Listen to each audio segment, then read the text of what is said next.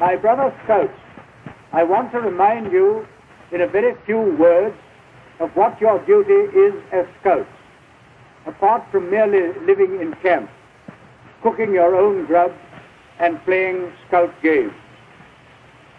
First of all, of course, you are trusted on your honor to do your best to carry out the Scout promise, which is, first, to work for God and the King. Secondly, to help other people. Thirdly, to keep the Scout law.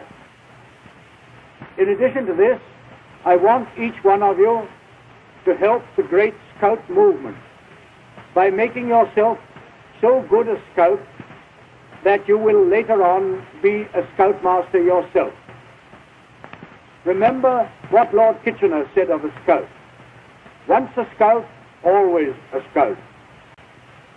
Don't forget, a very important part of your duty is quite a small thing, and that is to do a good turn to somebody every day. I was born in London, England, February 22nd, 1857, the fifth of 7 children. Sadly, when Robert was 3 years old, his father died. I was educated in 3 different schools before I went to my public school, which was Charterhouse School for Boys. He was certainly not a swot at school. One records, mathematics has all intentions to give up the study, and another, French, could do well, becomes very lazy, and often sleeps in school. A lot of information on how to, on scouting and how to have fires out in the woods without the headmaster knowing about it, because the woods were off limits. And I used to learn how to cook a small game over fires and create fires that didn't have any smoke. I tried to get into Oxford University, where my brothers had all gone on scholarship. Unfortunately, I failed the entrance exam miserably. And of course, my mother, who was a social climber, she was terribly aghast at that situation. As shortly after I failed the entrance exam for Oxford, I saw an advertisement in the local paper that the military was going to be offering 100 commissions to those that took a special test and scored the highest on the test. So I decided to try for that. Well, as it turns out, I had to study very diligently over the next several months in order to prepare for the test. Mathematics, English, geography, social science, foreign languages. And when it came time for the test, I was even tested on freehand drawing, something that I'd enjoyed since I was a child. He passed the test and joined the cavalry. The cavalry group was called the 13th Hussars. So in 1876, I was 19 years old. I received a letter addressed to Sub-Lieutenant R.S.S.B. Powell, orders assigning me to my first unit. He was in the Army for 23 years when he arrived at Mafeking. It was to try and defeat the Boers. Well, the Boers, settlers of Dutch descent, were in South Africa and Orange Free State. And of course, they surrounded Mafeking, and many thousands of them, and they demanded we surrender. Well, I only had about 1,200 men. No way I could go up against the Boers, but we would not surrender. And so what I was left to my own resources and the resources that I had in the town of Mafeking in order to try and defend it. We didn't have any dynamite, but we had lots of ammunition boxes, and I had my troops fill the ammunition boxes with sand and bury them around the perimeter of the town. And in one ammunition box, we loaded it up with dynamite, and we planted it in a hole outside the town. Now, we knew the Boers could see us because Mafeking was in sort of a bowl, and the lookouts from the Boers all around the town, they could see what we were doing. They couldn't see up close exactly. They could see we were burying boxes, and they assumed that those were mines.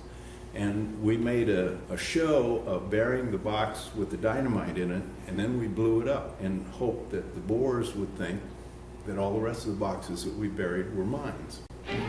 Lord Baden-Powell was able to send his book, Aids to Scouting, to England for publication before Mafeking was surrounded.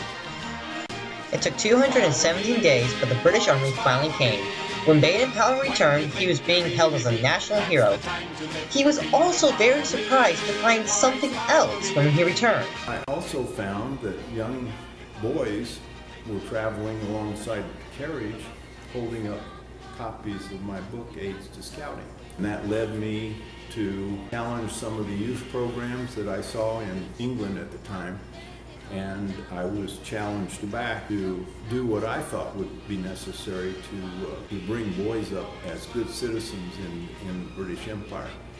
He accepted the challenge and took 20 boys to Brown's Island for a trial. It worked, because it caused him to revise Aids to Scouting. I went back to the drawing boards and I took Aids to Scouting and revised it and made it into another book called Scouting for Boys.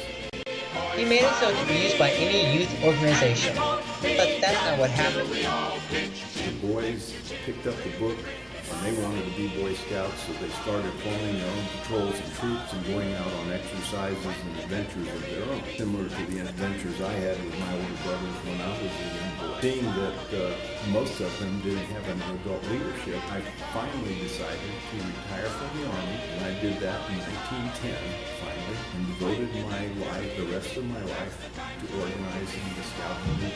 He had retired from the Scouting movement in 1929 and retired to Africa 3 years before his death.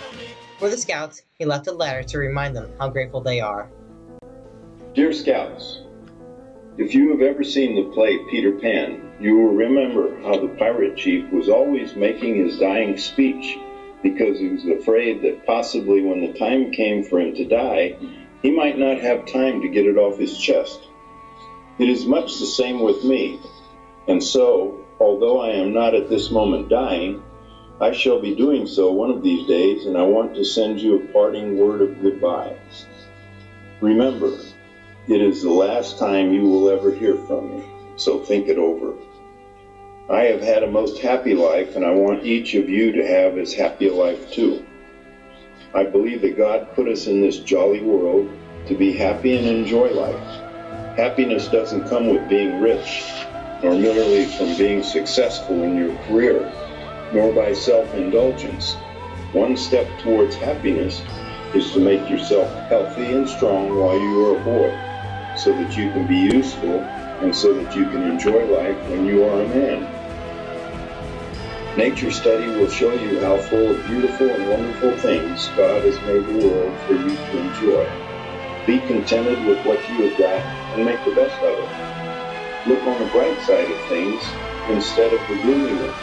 But the real way to get happiness is by giving out happiness to other people. Try and leave this world a little better than you found it, and when your turn comes to die, you can die happy and feeling that at any rate, you have not wasted your time, but have done your best. Be prepared in this way to live happy and die happy. Stick to your Scout promise always when you have ceased to be a boy, and God help you to do it. Your friend, Lord Baden-Powell. He left a legacy of leadership with the Boy Scouts. Many famous people have taken advantage of his leadership.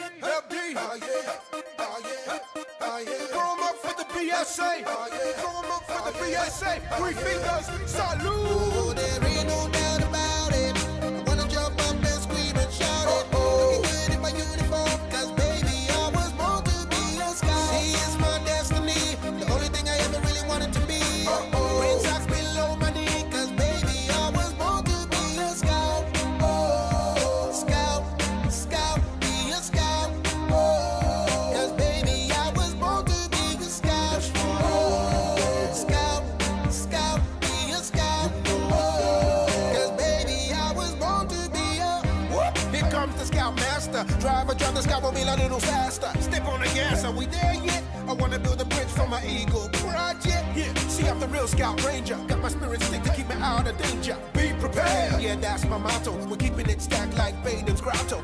Ha, the girls love me though, cause I've been looking real